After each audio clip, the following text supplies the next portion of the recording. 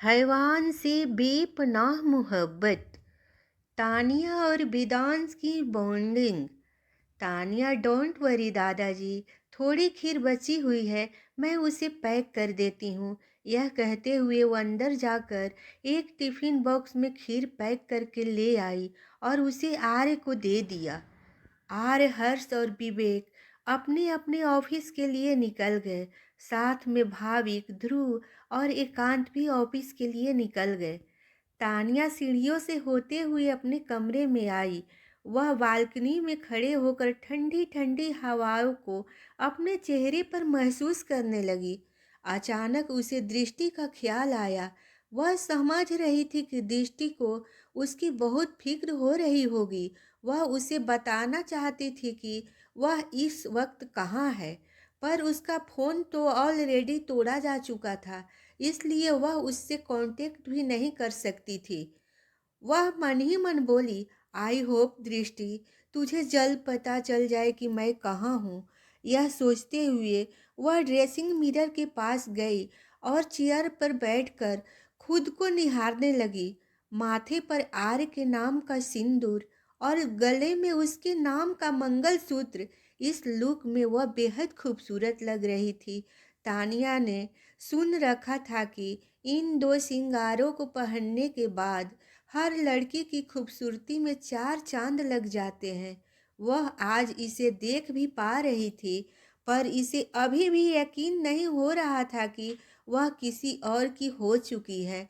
उसे अपने married life का कोई आइडिया नहीं था कि यह किस तरह से होने वाला है, क्योंकि वह आर्य के बारे में कुछ नहीं जानती थी सिवाय उसके नाम के। वह आर्य के बारे में सोच रही थी कि तभी वेदांश अपने छोटे छोटे कदमों से सीढ़ियाँ चढ़ते हुए तानिया के कमरे में आ गया। उसने नीचे तानिया को किचन में भी ढूंढा था, पर वह वहां से नहीं मिली थी। उसके बालपन मन में यह अंदाजा लगाया कि वह इस वक्त अपने कमरे में होगी। वेदांश के नन्हे कदमों की आहट पाकर तानिया का ध्यान दरवाजे की तरफ गया। उसने जैसे ही वेदांश को क्यूट से चेहरे को देखा, तानिया के चेहरे पर एक स्माइल आ गई। सिंघानिया फैमिली में वेदांश ही एक ऐसा शख्स था जिससे तानिया इतना घुल मिल गई थी।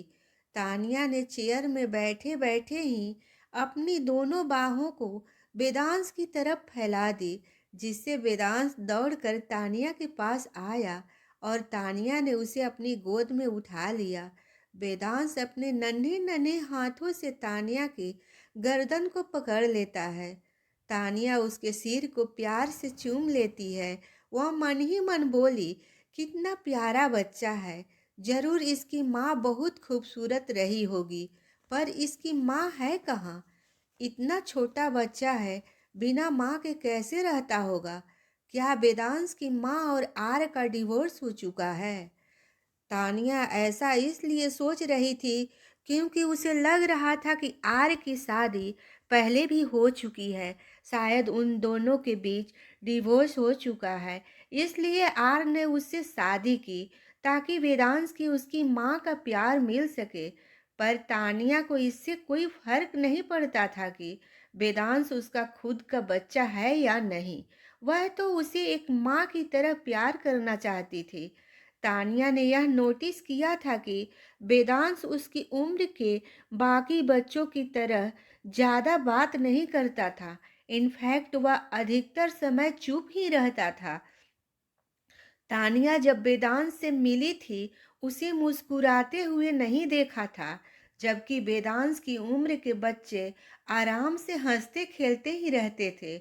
उसने वेदांश को अपनी बाहों में पकड़कर उसके चेहरे को अपनी तरफ किया और उसके माथे को चूम लिया और अपने नाक से उसके छोटे से नाक को रब करते हुए कहा, मेरा प्याला बच्चा। वह बच्चों के बोलते लहजे में बोली, मेरी क्यूट बेबी, क्या हो गया है? आपकी ये स्माइल किसने छीन ली? आप मम्मा को बताओ, वो उसकी खबर लेगी। तानिया ने इतना कहा ही था कि वेदांश उसके चेहरे की तरफ देखते हुए रोने लगा और रोते रोते धीरे से बोला, माँ।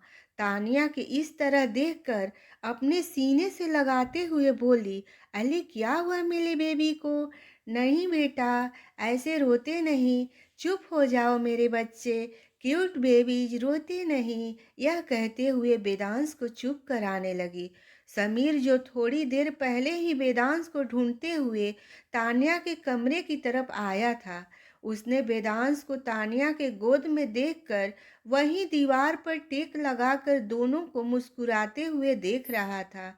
किस तरह तानिया उसे अपने बच्चों की तरह ट्रीट कर रही थी, पर वेदांश का रोना सुनकर वह दोनों के करीब आया। तानिया उसे अपने सीने से लगाकर उसके सिर को सहला रही थी और बीच बीच में उसके सिर पर किस कर रही थी।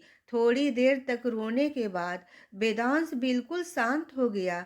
फिर उसकी नज़र आर के टी टेबल पर रखी पेन और वाइट पेपर्स पर गई। वह उस तरफ देखने लगा तो तानिया ने उसकी तरफ देखते हुए बोली, बेटा आपको उस पर ड्राइंग करनी है? वेदांश ने हाँ में सिर हिला दिया तो तानिया उसे अपनी गोद से नीचे उतार कर ड्राइंग करने के लिए जाने देती है, जिससे वेदांश दौड़ते हुए उन पेपर्स के पास चला जाता है। तानिया और समीर उसके बेड पर बैठ गए और वेदांश की तरफ देखने लगे, जो सोफे पर बैठकर इत्मीनान से उन पेपर्स पर पेन चला रहा था। तानिया उसकी तरफ देखते हुए बोली, कितना क्यूट बच्चा है, पर समीर इसकी माँ कहाँ है? क्या इसकी माँ और तुम्हारे भाई का डिवोर्स हो चुका है? समीर तो हैरान होकर तानिया की तरफ देखने लगा और बोला, भाभी डिवोर्स और भाई का? तानिया भी सवालिया नज़रों से समीर को देखते हुए बोली, हाँ, जिंदगी में आई। यह कहते हुए वो तानिया के हाथों के अपने हाथों में लेता है। यह देखकर तानिया स्माइल करते हुए उसके सिर को प्यार से सहलाने लगती है। समीर आंखें बंद करके तानिया के इस टच को फील करने लगता है। उसे ऐसा एहसास तब होता था जब सालों पहले उसकी मॉम उसके सिर को प्यार से सहलाती थी। समीर आज भी अपनी मॉम को बहुत मिस करता था। ऐसा लगता था जैसे वेदांश की तरह ही उसे भी माँ की ज़रूरत है। वह एक छोटे बच्चे की तरह तानिया को देखता है, जैसे कि वह अपनी माँ को देख रहा था। उससे रहा नहीं जाता है। वह तानिया के गोद में अपना सिर रख देता है और तानिया के हाथों को पकड़कर अपने सिर पर रख देता है। यह देखकर तानिया को कुछ समझ नहीं आता, पर समीर इस हरकत से उसके फेस पर एक स्माइल आ जाती है। वह प्यार से अपने हाथ को उसके सिर पर फेरते हुए बोली, तुम्हें क्या हुआ? समीर अपनी आंखें बंद किए हुए बोला, आई डोंट नो भाभी, पर मुझे आपकी गोद में सिर रखकर ऐसा फील हो रहा है कि मैं अपनी मॉम की गोद में सिर रखकर सो रहा हूँ। यह कहते हुए वह शांत हो जाता है। आज सालों बाद तानिया के गोद में सिर रखकर उसे अपनी माँ के पास होने जैसा सुकून मिल रहा था। समीर ने जो अभी अभी वेदांश के बारे में बताया था, जिसे सुनकर तानिया की आंखें नम सी हो गई थी। उसे वेदांश के लिए बहुत बुरा लग रहा था।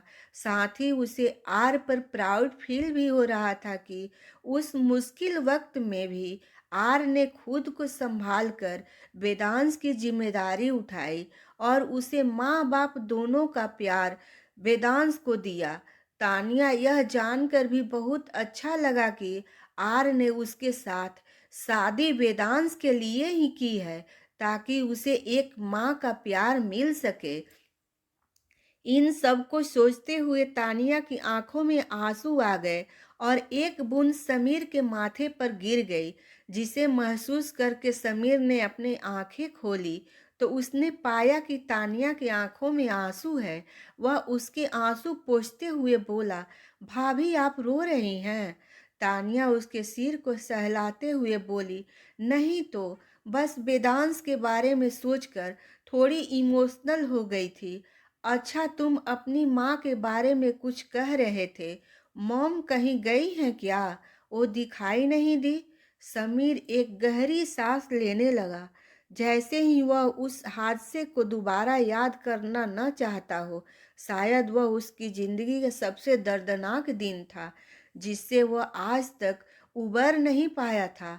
वह बोला, हाँ भाभी, हमारी मॉम हमसे दूर जा चुकी है, इतनी दूर कि वो दोबारा लौट कर कभी नहीं आएगी। Tania, I am so sorry Sameer, मुझे नहीं पता था कि मॉम अब इस दुनिया में नहीं है। समीर तानिया की तरफ देखते हुए बोला, कोई बात नहीं भाभी, मॉम तो अब वापस नहीं आ सकती, लेकिन मैं खुश हूँ कि भगवान ने हमारे लिए आपको भेज दिया। तभी दोनों की नज़र सामने सोफे की तरफ जाती है। उन्हें वेदांश वहाँ नहीं मिलता। यह देखकर दोनों बेड से उठ जाते हैं और वेदांश को इधर-उधर ढूंढने लगते हैं। समीर और आर की मॉम की डेथ कैसे हुई? क्या यह नॉर्मल डेथ था या प्लान्ड मर्डर?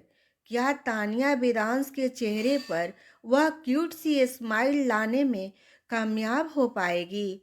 जानने के लिए पढ़ते रहिए हैवान से बेपनाह मोहब्बत और बने रहिए कहानी पर। ये कहानी कैसी लगी प्लीज़ कमेंट में ज़रूर बताइएगा और चैनल को सब्सक्राइब भी कर दें।